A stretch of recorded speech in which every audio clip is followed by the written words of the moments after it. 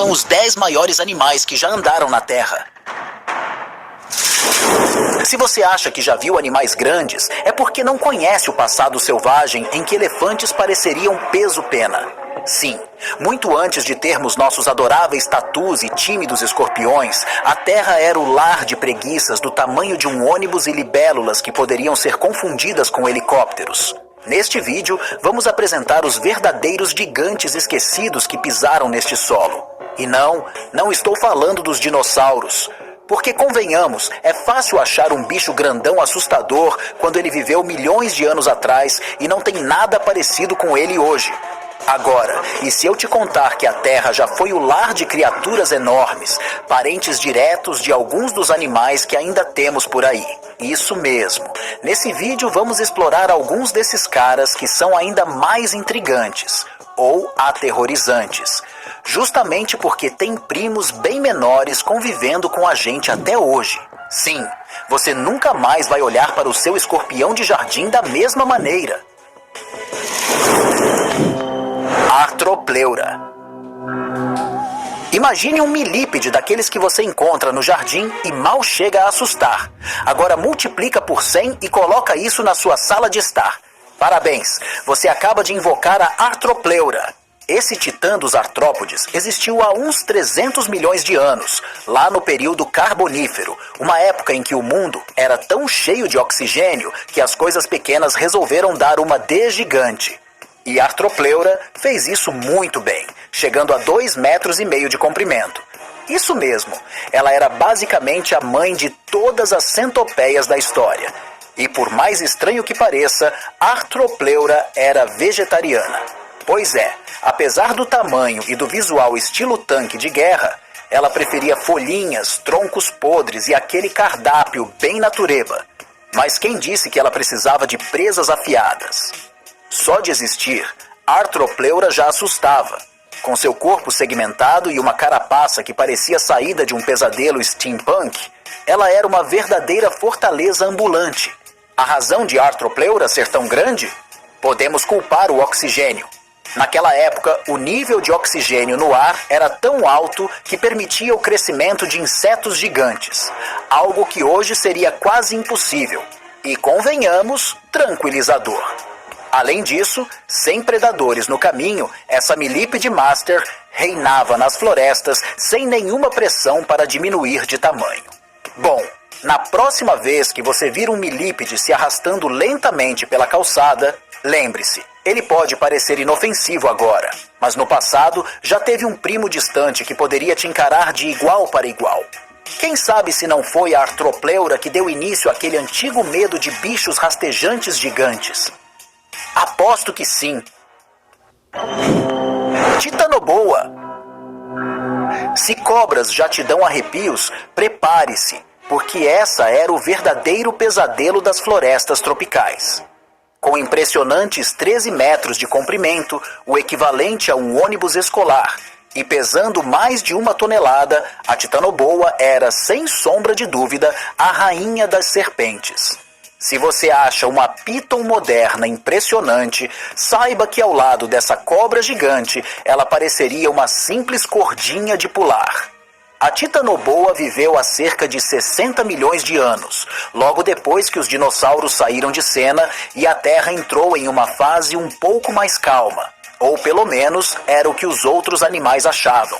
Porque lá nos pântanos da antiga América do Sul, essa serpente monstro estava de olho em qualquer criatura grande o suficiente para saciar sua fome.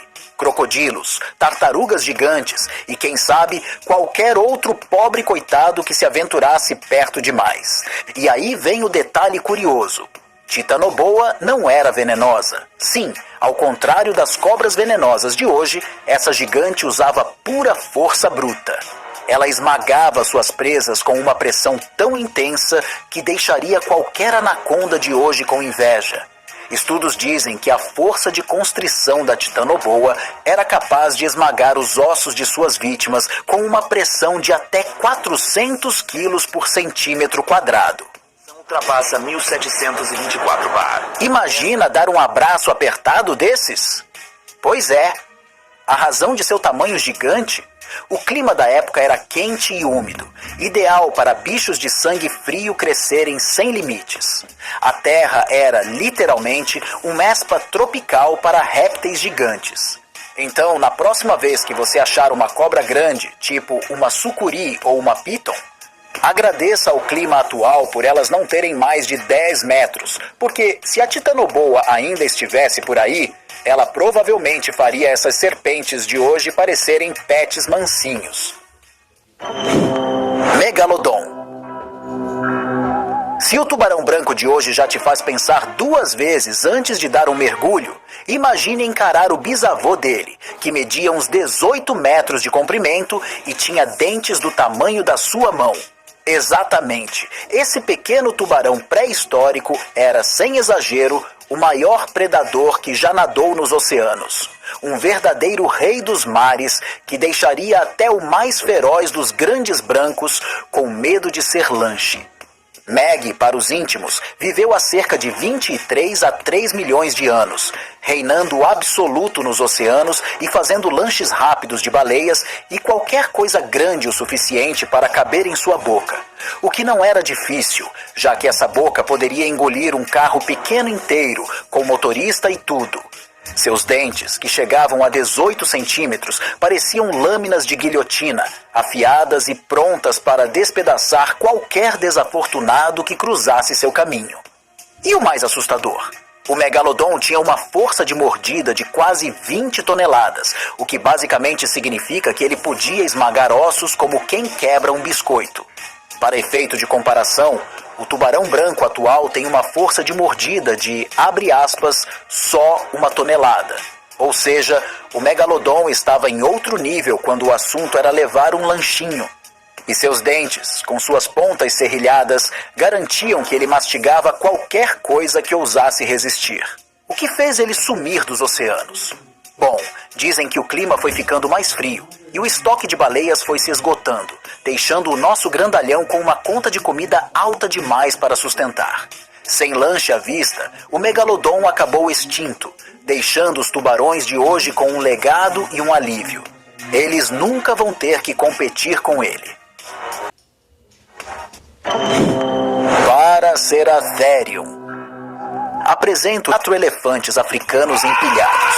E o mais irônico, ele era parente distante dos rinocerontes de hoje, mas sem aquele chifre intimidador.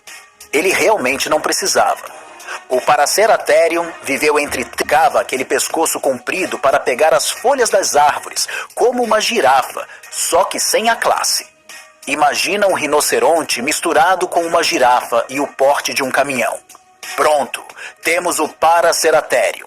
Apesar de seu tamanho, Paraceratherium não tinha grandes ameaças de predadores naturais, graças a seu porte colossal. Porém, ele era vulnerável às mudanças climáticas e ambientais, especialmente quando as florestas começaram a desaparecer e as pradarias áridas tomaram seu lugar. Isso reduziu drasticamente seu acesso a fontes de alimento, contribuindo para sua extinção. Sarcosuchus. Se você acha que crocodilos de hoje são assustadores, deixa eu te apresentar os Sarcosuchus. Com aproximadamente 12 metros de comprimento e mais de 8 toneladas, ele era um verdadeiro monstro do período Cretáceo, há cerca de 110 milhões de anos. Imagine um crocodilo atual, multiplique por 2 e adicione uma dose de absolutamente apavorante. Esse era o Sarcosuchus. Para colocar em perspectiva, ele era praticamente do tamanho de um ônibus escolar e tinha uma mandíbula com mais de 100 dentes, e não aqueles dentinhos que você vê nos crocodilos modernos, mas dentes longos e ligeiramente arredondados, perfeitos para esmagar. Ele podia se alimentar de peixes grandes, claro, mas muitos paleontólogos acreditam que ele também dava uma variada no cardápio, pegando dinossauros desprevenidos que chegassem perto demais da água. Afinal, por que se contentar com um peixe quando você pode pegar um bifinho de dinossauro? Outro detalhe fascinante sobre os Sarcosuchus era seu bojo, ou inchaço no focinho, que os cientistas acreditam ter sido usado para amplificar sons ou até ajudar na percepção de cheiros, algo que ainda deixa muita curiosidade em aberto. Em outras palavras, ele podia dar aquele grito intimidante e ainda rastrear presas com um olfato super aguçado. Ele viveu em áreas que hoje fazem parte do norte da África, onde antigos sistemas fluviais e lagos ofereciam o habitat ideal para ele se esconder e emboscar suas presas. A combinação de seu tamanho absurdo, capacidade de emboscada e uma mordida capaz de esmagar praticamente qualquer coisa o tornavam um predador de respeito, até para os padrões da pré-história. Beelzebufo. Conheça o Beelzebufo, também conhecido como o Sapo do Inferno. Sim, não é à toa que ele recebeu esse nome. Imagine um sapo que mais parece uma bola de futebol de tão grande, mas com a diferença de que ele poderia engolir a maioria dos animais pequenos que cruzassem seu caminho. Esse anfíbio pré-histórico viveu há cerca de 70 milhões de anos em Madagascar e podia chegar a 40 centímetros de comprimento, com uma boca que era praticamente um aspirador natural. Ao contrário dos sapos modernos, que costumam ser fofinhos e de hábitos discretos, o Beelzebufo era um verdadeiro predador. Estudos indicam que ele tinha uma mordida incrivelmente poderosa para um sapo, capaz de esmagar ossos e até abocanhar pequenos dinossauros juvenis ou outros répteis descuidados. Ele era praticamente o equivalente anfíbio de um pitbull.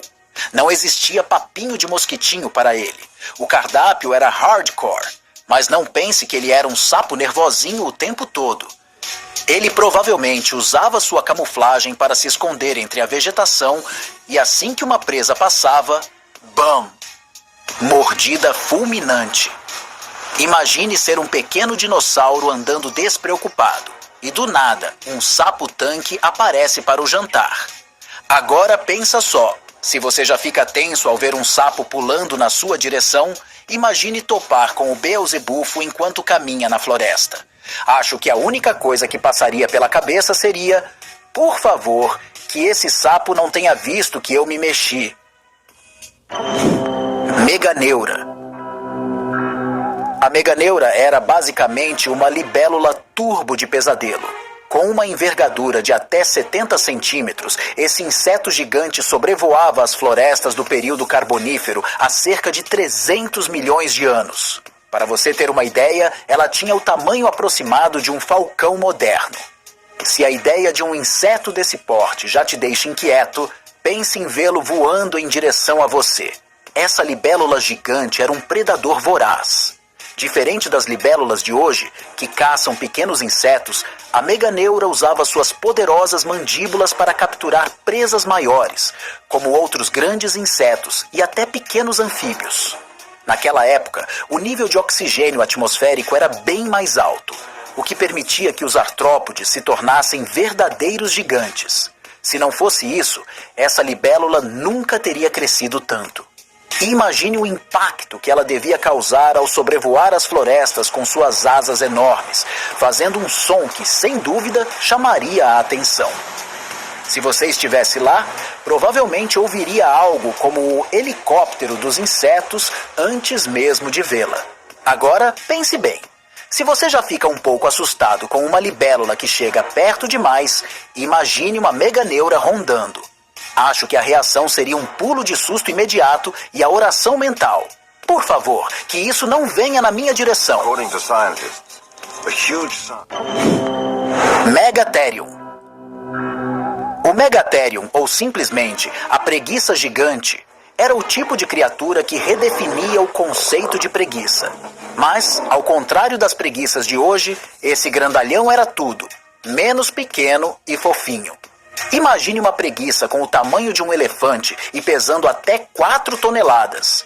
Sim, o Megatherium media cerca de 6 metros de comprimento e vagava tranquilamente pelas florestas e savanas da América do Sul há cerca de 2 milhões a 10 mil anos.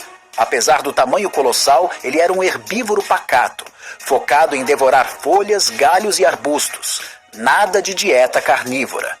Com suas enormes garras, o Megatherium podia derrubar árvores inteiras ou puxar ramos altos para alcançar as folhas, agindo como uma espécie de paisagista das florestas.